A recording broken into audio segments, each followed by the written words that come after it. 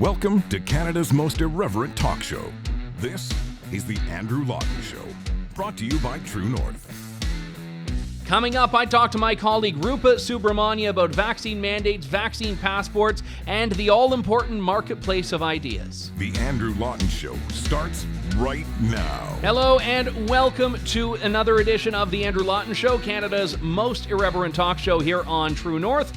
It is Thursday, August 25th, 2022, and I want to talk about this story that came up on Twitter, and I try to avoid trying to extract too much in the sense of reality from Twitter, because oftentimes it's the exact opposite of the real world. But there was a thread that emerged there, and I don't mean a Twitter thread, I mean a thread in the more esoteric sense that I wanted to delve into, involving my friend and colleague Rupa Subramanya, and I thought it touched on a number of the issues we cover regularly on this show, like vaccine mandates and vaccine passports and whatnot, but also this idea of civil discourse and the marketplace of ideas, and how we talk so often, especially on the right, about the importance of free speech and open debate, but oftentimes people can be very hostile to differences of opinion.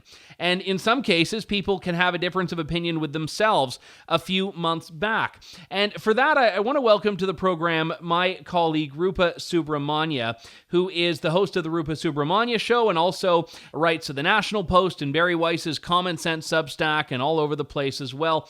But before I do, just to set the stage, Rupa broke this tremendous story for Barry Weiss's Substack about the lack of a scientific basis for the air travel vaccine mandate. The story did very well online. Some conservative politicians picked it up, but for the most part, the Canadian media establishment avoided the story altogether.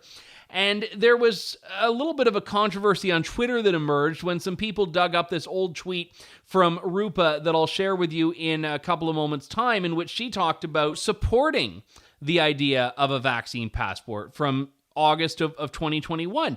And her position has clearly changed now, so I wanted to delve into this and also talk in general about where we are in the COVID situation and how a lot of Canadians, I think, that went along with some of the things in the official narrative 2 years ago have now a wildly different view of all of these issues. So, Rupa, we'll get to all of that, but it's good to talk to you. Thanks for coming on today.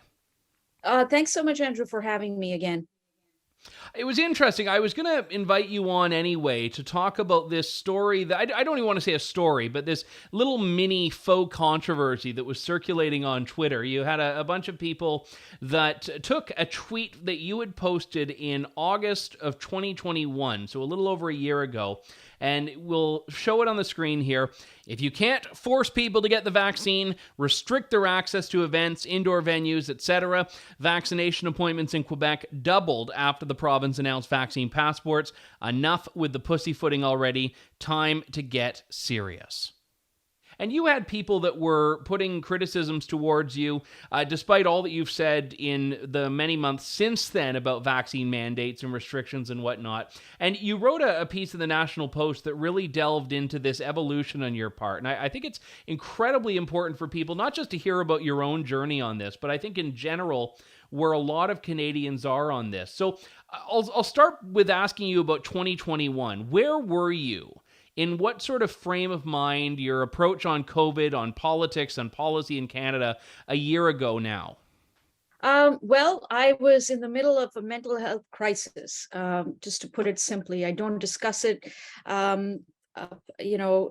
publicly, but that's where I was. I was dealing with my parents' situation in India. My parents refused to be vaccinated, and my father suddenly fell ill with tuberculosis meningitis, which in itself is pretty deadly. And as soon as he was discharged from the hospital on a routine visit to the hospital for a checkup, he was diagnosed with COVID. And I thought I was going to lose my dad and both my parents. And my parents live on their own, so I was dealing with a lot of stuff at that time. It was a very traumatic experience. I really felt that had they been vaccinated, that they would have had they probably wouldn't have gotten COVID, and they wouldn't be in that situation. Also, I couldn't visit them in India. There were very few flights at that time, and there was just no way for me to get there.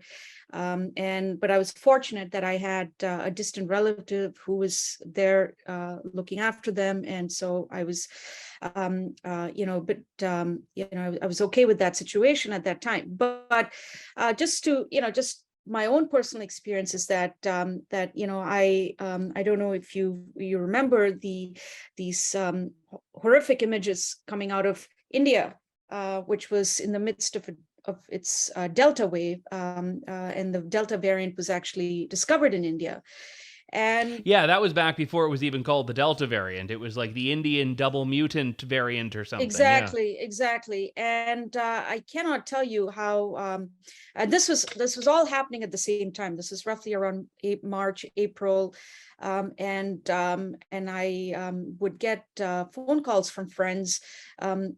I'm sitting here in Ottawa, and they had asked me if I could hook them up with someone who could get them an oxygen cylinder. They were ready to pay thousands of rupees, whatever, name the price, or I'm willing to pay as much as, as much as it's required for me to get a hospital bed. I just want to be able to get to a hospital. And several of my friends died because I wasn't able to help them. And again, these were individuals who were unvaccinated.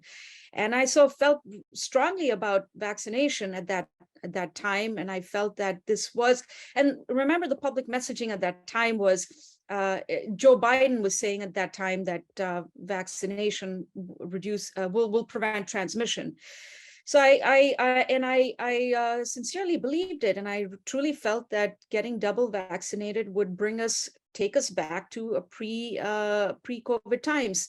And also these personal stories, these personal experiences I had, not just with my parents and with friends and friends back in India. It really did have a very traumatic effect on me. Which, that tweet of mine, when I sent it, nobody even knew me in Canada at that time. It's only getting traction now because it was discovered in the context of my story. The initial tweet barely even got any traction. I don't think any, I had a handful of retweets at that time. Nobody even knew me. But that's neither here nor there. The point is that, I was in a very bad place. And I felt that mandates were a way of nudging people into getting vaccinated. I hadn't, obviously, my thinking on this has changed since then.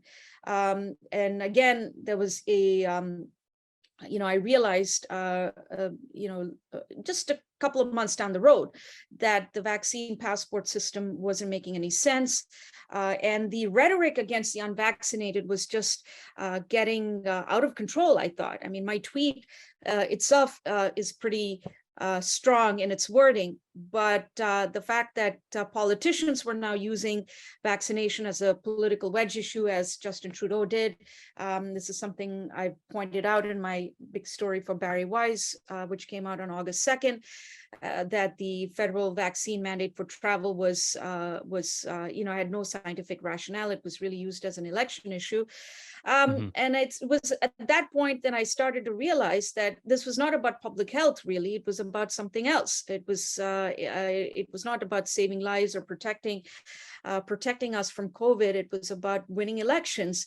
And then, subsequently, as time went on, you had the Prime Minister calling unvaccinated people misogynist, racist, and should we tolerate these people? And the rhetoric just kept getting really divisive and nasty, and it made me feel very uncomfortable. And finally, in December, I got my third shot, and I have to say I largely did that because I was possibly visiting my parents at that time, transitioning through Germany, and I believe Germany was requiring at that time a booster dose, and so I just wanted to have that in case I was in case I was going to travel. But then I got Omicron a few days after I got the vaccine, and then I realized, well, this is so much for the vaccine passport system, so much for the vaccine mandates, and then. But also, my own personal experiences. I've seen people, in the cold, waiting to get into restaurants, looking in because they can't dine in from the outside, looking in, and this was just heartbreaking, And at this point, I had already, I was starting to process my own trauma, my own pain and suffering, and I was in a position to be able to. Actually step out of my shoes and see what it was like for other people. And then the Quebec government, before that, Ontario went back into lockdown, as did several other provinces. Remember, we were told that you get fully vaccinated, there will be no more lockdowns and restrictions. Those days are behind us, and these are just really the end days of the pandemic. But what ended up happening instead was our provincial governments here panicked and put us back into a semi-lockdown. And I really felt a very, that I thought that was a betrayal of public trust, and when we were promised that we wouldn't go back into lockdown, here I was adhering to all of these public health measures. I was triple vaccinated, and here I am. I can't go to the gym because it's under lockdown. We're under lockdown. I can't do this. I can't do that. You can't go to museums, art galleries. Everything was off limits once again. And then the fear mongering once again began. Hospital capacity issues, Omicron. The rest of the world was saying Omicron was mild, but our health authorities here were saying that Omicron was not mild; it was very deadly. And so then it made me wonder, like, what's the point of vaccination? Why are we panicking again? Why did we do all that we did to get to this point, to once again panic like we're back in March of 2020? And then the Quebec government was toying around with the idea of taxing the unvaccinated, and I was my views on this were starting to they were getting well known and on Twitter, and so someone at TVO reached out to me and asked me if I would be on a debating panel. So it was Roman Baber and I against two other individuals, one of them being a Globe and Mail columnist who really wanted the unvaccinated to be ostracized and just really essentially kicked out of society.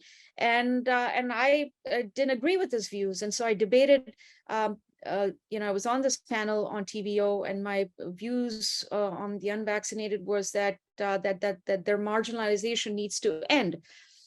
And then a couple of weeks later, or 3 weeks later, the Freedom Convoy protests happened, and that also was an eye-opening experience for me. So, in short, that's that was the evolution in my thinking. That was my journey. So.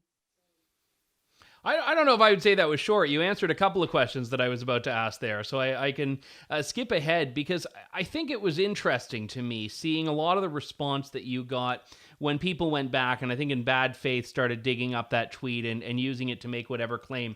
I didn't see it as a gotcha moment. I mean, this wasn't like something that you were ashamed to say. You were saying it because you believed it at the time. And there was also something that really didn't sit well with me about how people engaged with that tweet months later, or a year later, I guess, because I felt like, what's the point of talking about these issues if we don't want people to change their minds on them? What's the point of having these conversations if we don't expect that it's possible for people to change them? Because I think what you went through, and obviously you had your own reasons for it, were very similar, at least in the general trajectory, to where a lot of Canadians were on this. If not, by the fall of 2021, certainly by the time the winter came around and people were still feeling like they were living under this boot of restrictions and lockdowns and mandates. Mm-hmm.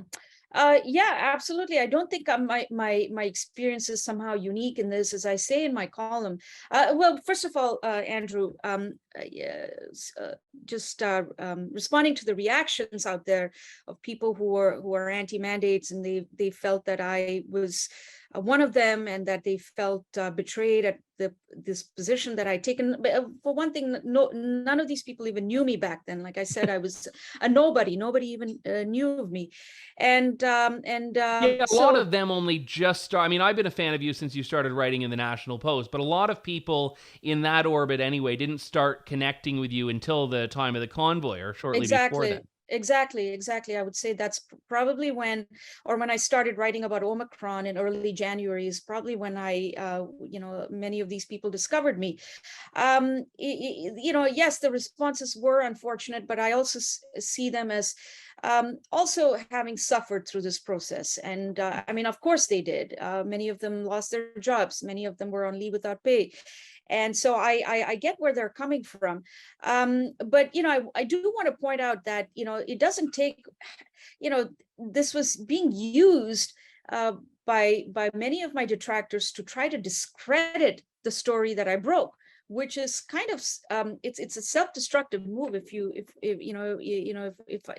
I may say that, because the larger story here is not my story, my tweet from August of 2021. The story here is not me. The story is the fact that the federal government had no scientific rationale for these mandates, and especially when they've made it very clear that these mandates could be brought back in anytime at the drop of a hat if they feel that the situation warrants it. So that's the issue that we should be focusing on. But I'm happy to share my story, and which is why I agreed to speak to you about it, and which is an important reason why I also wrote this column for the National Post. Yeah, it's unfortunate that people reacted the way they did, but I suspect that I'm not alone in this. I suspect that a lot of people were gripped by fear and paranoia. And as I say in my column, I'm someone who generally thinks through the issues and comes to a decision about various things. And I consider myself to be pretty rational minded.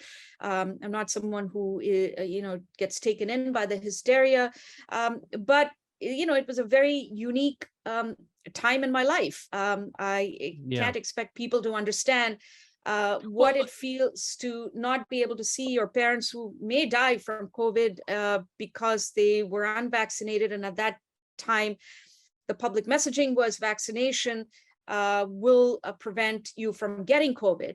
And that's where I was coming from, plain and simple. But then I started, as I was processing my own trauma, and I was in a position to read about what was happening out there. I started to see things from a different perspective. I started to hear these other stories, and I started to see that this was not right, and something was not right about this, and I changed my mind. I had a change of heart, and I think let me ask you about, Rupa, the fear aspect there, because you mentioned it, and I don't want to lose that thread, because the big challenge here, and I remember March 2020 very well, when I think most people in this country, liberal, conservative, didn't matter, were looking at the headlines and the photos coming out of China, and then later Iran and Italy, and as you mentioned, later on India, and we were seeing all of these things that in certainly March 2020 terms, we couldn't really conceptualize, we hadn't lived through. And I think there was a sense of community. There was a sense of, let's do what we need to do to get through this. And people started to become more skeptical of that at very different intervals. Some people started early on being very skeptical of the official narrative, like April 2020. For others, it took them until, maybe January 2022. But people have gradually started to become more skeptical, I think, generally speaking. But I think government's answer to that skepticism has been fear. That at first it was, you are going to die. And then when that didn't work, your grandma's going to die. Your neighbors are going to die. Everyone's going to die. And at a certain point, we still see people now that are living in fear. I mean, I've been out Yeah, in the world, I've been on airplanes, and you see people that look like they're about to go into a nuclear yeah, facility with how, like, yeah, shrouded yeah, they yeah, are in yeah. PPE and masks. And sometimes people mock those images of people, but I actually feel very bad for people because a lot of them have been made to fear this life and this world by government. Yeah, no, I mean, it's easy to mock them, but I think we should be, more sympathetic. We should be more mindful of their experiences. Obviously, they've succumbed to fear. And what is tragic about this is that I see a lot of young people masked up, double masked, triple masked. It's not And they're the necessarily, ones who need it the least. yeah. So something is going on here, and we need to be able to address that at some point without mocking these individuals. But yeah, it's we all look. March of 2020, I found myself in India. I was under the world's harshest lockdown, where the Prime Minister of India locked down a country of 1.1 billion people. I'd never experienced anything so draconian. That was also a pretty traumatic experience. Hospitals were closed. You couldn't get a prescription from the drugstore. Everything was closed. Yeah, for the first few days, there was very little in the way of you couldn't get groceries. It was not. People started hoarding. It was not a good situation, and there was a large migrant exodus. Again, these were gripping images from India that everybody around the world saw, of people literally walking from the big cities back to their towns and villages, walking for thousands of miles just to get to where they were, get to their homes, because the cities no longer had jobs. Everything was shut down. They no longer had their jobs in the cities. And I remember at that time writing a series of articles for an Indian think tank. And I was a big proponent of the Great Barrington Declaration. I still am. I was anti-lockdowns. The Great Barrington Declaration hadn't yet come out at that point, but I was a big fan of Dr. J. Bhattacharya, and I referenced his work quite extensively. And I was of the opinion that lockdowns shouldn't happen, and that we must protect the most vulnerable people in long-term care homes and retirement homes, and that kind of thing. And even, by the way, I should just jump in there. Even the WHO has come around on that position somewhat. They're saying, "Oh, lockdowns are terrible. No, they should be a last resort only." Exactly. So, and the criticism that at that time, again, this was people reacting to what I was writing at that time, said that I was a COVID denier. I was underplaying the seriousness of COVID, and so on and so forth. And so, at that time, when I returned to Canada, I was the only person wearing a mask when I went to my local farm boy after the 14-day quarantine. I went grocery shopping, and I was wearing a mask because that's what we were told in India: wear a mask. And I was the only one wearing a mask. Everybody was just going about their daily lives. Nobody seemed afraid. I thought that everybody was just like trying to figure out what was happening in April of 2020 when I returned to Canada. And then I realized, well, I'm not going to wear a mask if nobody else is wearing a mask, and I stopped wearing a mask. Then the mask mandate came into effect in July of 2020, and things really changed at that point. I think people got very fearful. People truly felt that the masks were helping them. They were, and that it was preventing transmission of the virus, and people. I just saw people who didn't think that wearing a mask would make much sense suddenly became fearful and were double masked, even. And I saw this happening, and I just went along with it because I'm not going to fight a public health mandate. I need to be able to come back into my building and access the elevator. And I'm not going to be a martyr for that cause. So I just went along with it like most people did.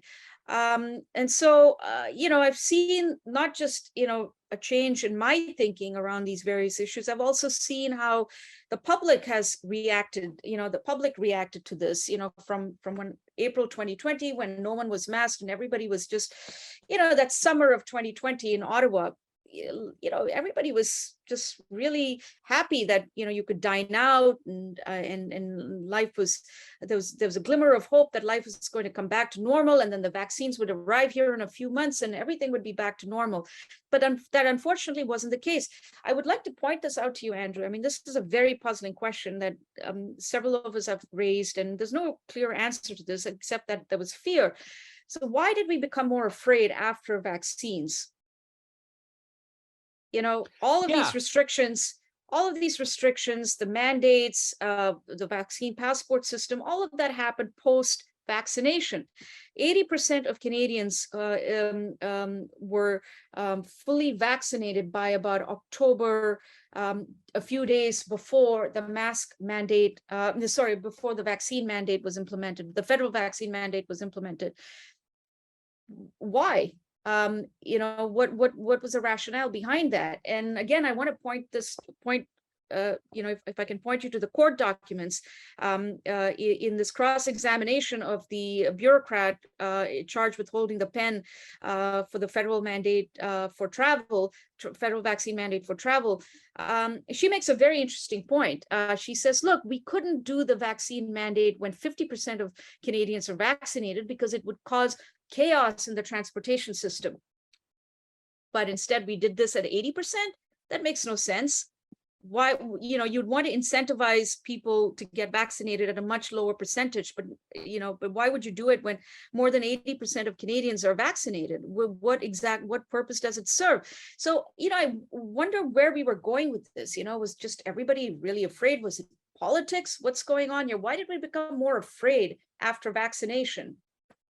Yeah, and I think that that's a hugely critical question, Rupa, because there have been, I think, two phenomena at play that I would identify. One is that when everyone around you was wearing a mask, not you, but when everyone around someone was wearing a mask, it was easy to feel like, okay, this is all sorted out. When the number of people interested in complying goes down, if you view that an unmasked person is a viral vector, you're going to be more scared when other people start moving on with their lives and you're not ready to yet. I think that's part of it. But I think the other part is that governments have done a terrible job at explaining away their failures. Because at first, and there are some clips you can see of some people saying that vaccination is 100% effective. And early on saying herd immunity will get at 70%, and then 80%, and then 90%, and then it needs to be more. And then, well, now it's 3 doses, so we go back down to only 50% of people are vaccinated in the government's eyes. And I mean, even the story that I was covering earlier this week on my show of Western University putting a booster requirement in place, they also say in the same breath, and we might also put social distancing and masking back in place. So which is it? Are vaccines as good as you say they are? Or are they just as effective as sitting 6 feet away from someone and you have to stack anything and everything together? And we're all just told that we have to accept that that's the way it is. And if you question it, as you noted firsthand, you're a denier. You can't say, well, hang on, well, how can you say this and then also this? We aren't allowed to do that. No, we're not. That's unfortunate, and that's very anti-intellectual, and it not how we should. That's not how you understand issues, important issues of the day. It's not a way for us to have any kind of a meaningful conversation if the response always is a smear of some kind, that you're an anti-vaxxer, you're a COVID denier, and that you don't believe in the science, or Twitter suspends your account because you raise some very important questions about the vaccine's ability to prevent transmission.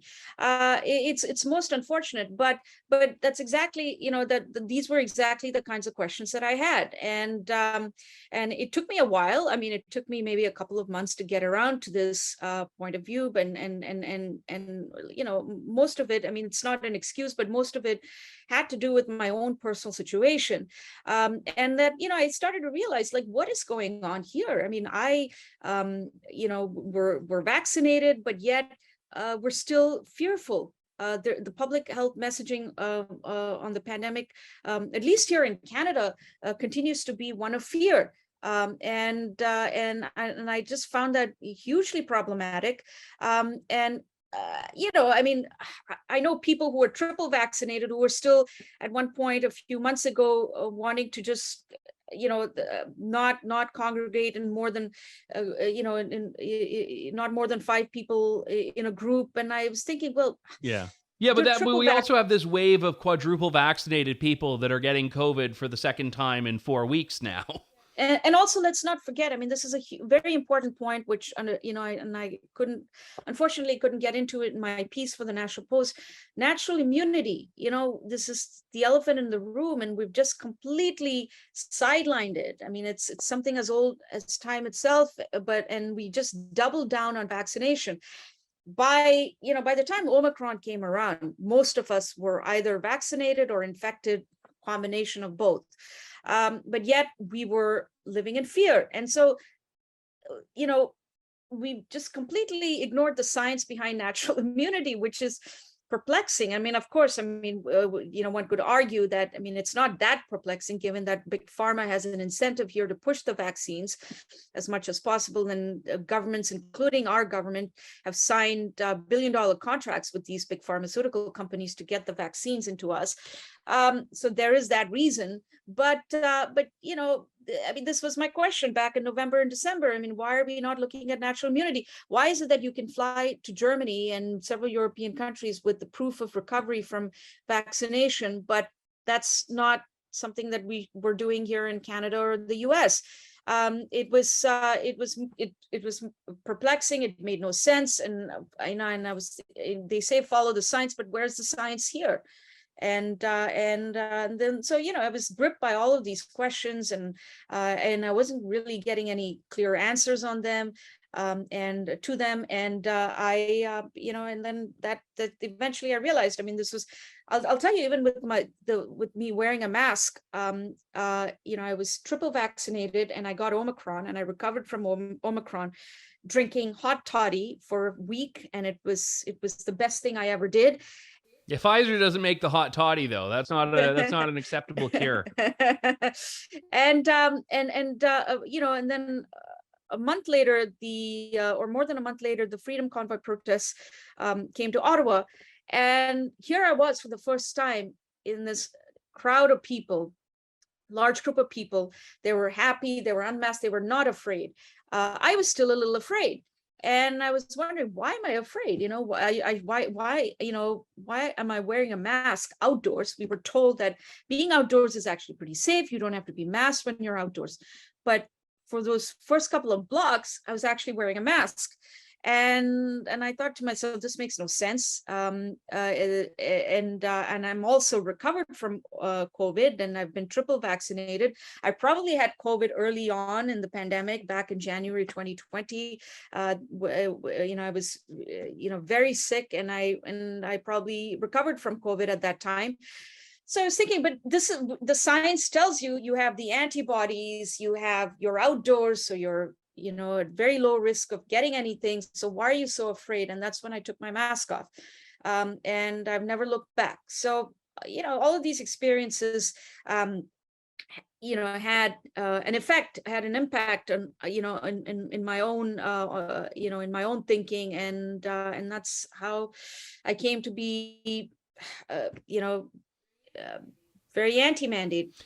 Let me ask you about your position on the vaccines themselves, because you've explained how your position on the mandates has changed. Has your position on vaccination and to get vaccinated, has that changed?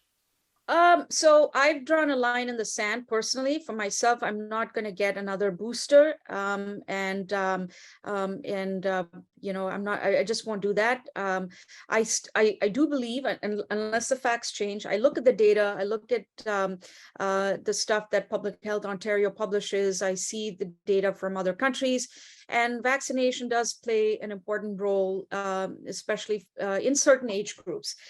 So I don't think it makes sense to boost or vaccinate young people, but I think it might make sense save for my parents, for example, Yeah. and those who are immunocompromised and in certain age groups. And the data does show there that vaccination does play an important role. Now, so that's my position on vaccination. So personally, I would not get another shot. And for various reasons, I don't think that I want to be on a carousel of boosters. I don't think it makes any sense. I have recovered from COVID, and I have antibodies. Keep in mind that the vaccine that I got in December of 2021, the vaccine effectiveness, or its protection only lasted for, I think, 12 weeks or 20 weeks, something thereabouts. So I don't think we're meant to be on these frequent boosters. It's something about that makes me feel very uncomfortable. Yeah. Yeah, and in France, you'd be unvaccinated basically come September, because I think France, it's a 9-month window if memory serves. Right. Something like that, 230 days, or that's what most European countries insist on.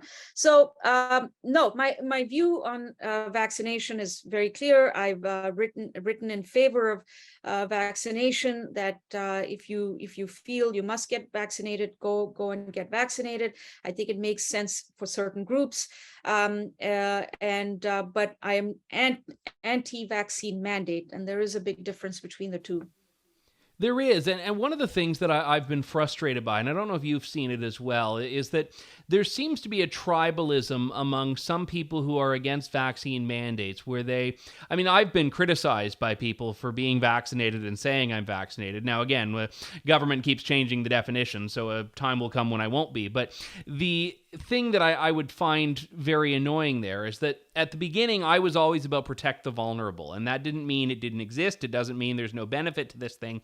It's about people deciding their own risk threshold and deciding the risk threshold for their loved ones. And I find that there's been too much, in a very small pocket, admittedly, but a very small pocket, even of some of the people that listen to this show and write to me after, that they find anyone who gets vaccinated or gets boosted to be a betrayer in some sense of a cause, which is, I think, no better than what we see the other side doing, which is people vilifying the unvaccinated. Yeah, absolutely. There's tribalism on both sides. Let's face it. But I wouldn't. I don't know how big these groups are, but I would say that for the vast majority of people who were reacting to this old tweet, were very kind, very tolerant, very supportive, and very appreciative of the fact that I was being honest about it and upfront about it. And so the responses I received were very encouraging and supportive, very overwhelming, and and I would say that there are a few people on who are anti-mandates, anti-vaccines, to qualify that properly, they're not anti-vaxxers, but they have particular issues with the mRNA vaccines or COVID-19 vaccines in general. I don't know how big their numbers are, but I would just gauging, just going by the reactions that I've been getting, most people are very appreciative and make the point that you made earlier, which is you want people to be able to come around to a certain point of view. You want critical thinking in society. You want people to be able to go through these issues and not stick to a position come hell or high water. You want to be able to. I would not do this show if I didn't think it was possible and desirable for people to engage with different viewpoints and perhaps change their own. I mean, that's classic. Go right back to John Stuart Mill and On Liberty. The idea that the exchange of ideas strengthens your own resolve and also lets you correct deficiencies in your thinking when necessary. Yeah, I mean, and it's important for discourse, especially when it comes to these very important issues. As I said, I mean, if the starting point is, oh, you changed your mind because you benefit from this monetarily. I don't even know how that's happening. I mean, I've been called all kinds of things, and it's unfortunate because it doesn't advance discourse, right? Which is what we want to do. At least that's, I'm in the idea space, right? I'm not an activist. I'm not an activist at all. I see myself as someone who's in the idea space. I want to be able to advance discourse. I want to be able to put these ideas out there and for people to debate and discuss them and come to their own conclusions. You don't have to believe me. You don't have to take it from me. So I think most people see that. Most people recognize the importance of ideas, the importance of people being able to change their views, and the importance of critical thinking. I think most Canadians value that, and a few people want to resort to tribalism. Well, what can you do about that? Eventually, I'm hoping that they'll also come around, and it'll be better for all of us. Well, and part of it is listening to your great show on True North, the Rupa Subramanya show, and also reading your work. And listen to mine while you're at it as well. Rupa, always good to talk to you. Thanks for coming on today. Thanks so much, Andrew. Thanks for having me on your show once again. Thank you.